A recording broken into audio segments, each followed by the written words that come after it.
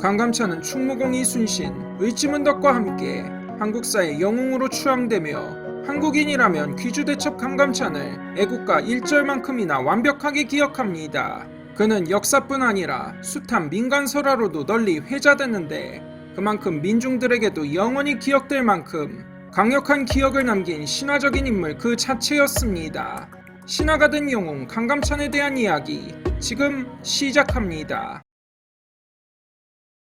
강감찬은 서기 948년 지금의 서울특별시 관악구 봉천동과 금천구 일대인 금주에서 강궁진의 아들로 태어났는데 아버지 강궁진은 태조 왕건을 도운 사만벽상 공신이었으며 그 집안은 경주에서 금주로 이주해 강감찬의 5대조 강여청 때부터 유서 깊은 호족 가문이었으니 간단히 말해 강감찬은 금수저였다고 할 수 있습니다. 대부분의 위인들처럼 강감찬도 비범한 탄생설화가 전해지는데 태어날 때 하늘에서 문곡성이 강감찬의 집에 떨어졌다는 설화가 고려사에 전해지며 조선 초의 문신 성현의 용제총화엔 강감찬이 몸집과 키가 작아 키 크고 멀쑥한 자에게 관복을 입히고 자신은 그 뒤를 따랐다고 하는데 중국 송나라 사신이 강감찬을 알아보고 중국에서 한동안 못 본 염정성이 동방에 있었다며 절을 올렸다 합니다.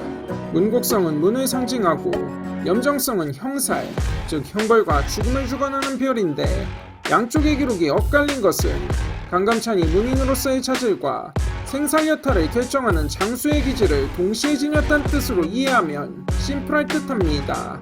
그러나 정작 강감찬은 만 35세에 다소 늦은 나이에 장원급제했고 예부신왕이던 1010년경엔 그의 나이 만 62세로 그닥 출세와 거리가 있었습니다. 26년 세월 동안 그가 뭘 했는지 설화를 통해 추측해보면 주로 지방관을 지내며 백성들에게 선정을 베풀고 일종의 백성들의 고충을 들어주는 해결사 역할을 한 듯합니다. 지금의 서울인 남경의 판관 시절 승려로 위장한 호랑이를 꾸짖으며 무리를 끌고 떠나라고 하자 호랑이들이 겁을 먹고 사라졌다는 설화를 보면 민중의 고충을 살피며 때론 엄정한 목민관으로 활약한 듯합니다. 강감찬이 고려조정의 예부신왕으로 영전하던 시기는 혼란의 연속이었습니다. 서기 1009년 강조가 목종을 시해하고 현종을 홍립했으며 이를 구실로 기회를 노린 거란이 서기 1010년에 40만 대군을 이끌고 고려를 침공한 것입니다. 30만 대군을 이끌고 이에 맞선 강조는 통주 삼수체에서 참패해 거란군에 붙잡혀 척살당하고 거란군이 개경 포화까지 몰려오기 직전인 상황. 모든 대신들은 답이 없다며 항복을 주청하지만 62세의 강감찬이 홀로 나서 현종에게 간언하길 거란이 강조의 정변을 구실로 쳐들어왔으나 강조는 이미 전사했으니 거란은 전쟁의 명분을 잃었고 일단 당장의 위기를 피해 남쪽으로 냅다 도망쳐 거란의 칼날을 피한 뒤 차차 이길 방도를 모색하자고 합니다.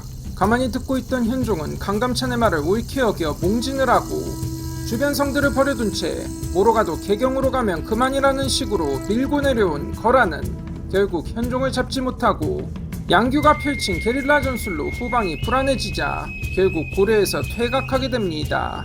그렇게 2차 거란의 침략이 종결된 뒤 개경에 돌아온 현종은 이때부터 강감찬을 중용하게 됩니다.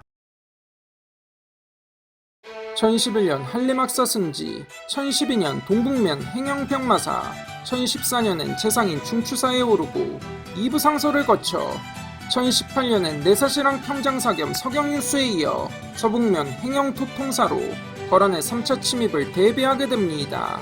불과 7년 만에 정치 국방의 요직을 두루 섭렵하며 승진가도를 달리게 되는데 현종이 왜 강감찬을 중용했는지를 추측해보면 다들 항복을 주장할 때 항전을 주장하는 모습에 깊은 인상을 받았고 그냥 대책 없는 결사항전이 아닌 냉철한 정세 판단을 내려 현종에게 몽진을 제안해 결과적으로 거란이 퇴각해 전쟁이 끝난 걸 보고 강감찬의 비범함을 알아본 듯합니다.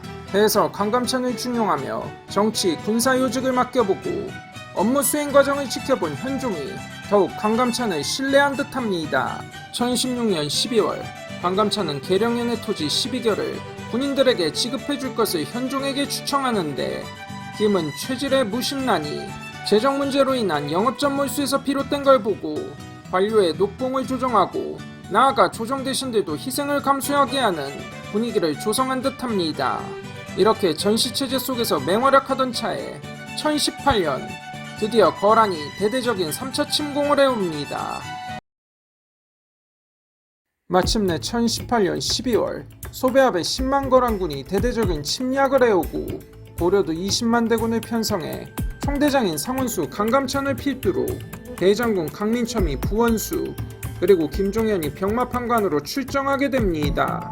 강감찬은 김종현의 기병 1만 2천을 복병으로 배치하고 흥화진 앞 삼교천에서 10만 거란군에게 수공을 가한 뒤 매복으로 큰 타격을 입히지만 소배합은 포기하지 않고 오히려 비어있는 개경을 향해 진격을 거듭해 황해도 신은현에 이릅니다.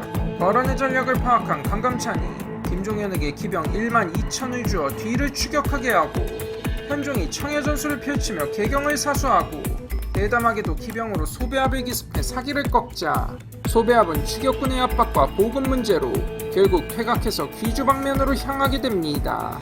1019년 음력 2월 1일 한반도 내륙의 귀주를 거쳐 퇴각하려 한 10만 거란군과 이를 막아선 강감찬의 20만 고려군이 충돌하는데 거란보다 수적으로 우세한 대군이었으나 김종현의 기병대가 빠지고 대부분이 보병인데다 바람의 방향까지 분리했고 10만 거란군은 수적 분리를 막강한 기병대로 밀어붙이며 양쪽이 치열하게 맞붙지만 김종현의 기병대가 전장에 도착하며 상황이 반전됩니다. 1만이 넘는 김종현의 기병대가 제때 등장해 거란군의 후미를 공격하자 그야말로 망치와 모루 전술이 펼쳐져 거란군은 포위당하고 바람의 방향까지 고려군에게 유리하게 바뀌자 거란군은 점차 패색이 짙어지고 결국 패주한 10만 거란군 중 수천 명만이 간신히 살아 돌아간 이 전설적인 전투가 그 유명한 귀주대첩이었습니다. 71세의 노장 강감찬은 개경으로 개선하고 현종은 친히 영파역으로 나가 어주를 하사하며 금으로 만든 꽃 8가지를 친히 강감찬에게 꽂아주며 환대하고 영파역을 흥의역으로 개명해 승전을 기념했다 합니다. 당연히 강감찬에 대한 현종의 신임은 엄청났으나 나이 때문에 현타가 왔는지 은퇴를 청하게 됩니다. 현종은 원로 대신에게 내리는 궤장까지 하사하며 만류하고 결국 3일에 한 번 조정에 나오도록 하며 계속 나란 일을 돌보게 해 강감찬은 결국 조정에 남아 개경에 나성을 쌓는 일 등을 주청하며 1030년에는 벼슬이 문화시중까지 올랐으며 현종이 승하하고 얼마 뒤 1031년에 생을 마감하니 향년 83세였습니다. 덕종은 3일간 조회를 멈추고 장례를 국장으로 치르게 했습니다. 사관은 강감찬을 평가하길 하늘이 이 나라 백성을 사랑해 환란에 대비해 내려보낸 인물이라 평가했습니다. 늦은 나이에 두각을 나타낸 왜소한 최고의 노인이 당시 혼란한 국가에 등장해 역사의 기리남을 대승리를 거둔 것은 기적 그 자체였죠. 그랬기에 그는 오늘날 한국사의 전설로 기억된 것입니다. 신화가 된 구국의 영웅 강감찬의 일생이었습니다. 이만 마치겠습니다. 시청해주셔서 감사합니다.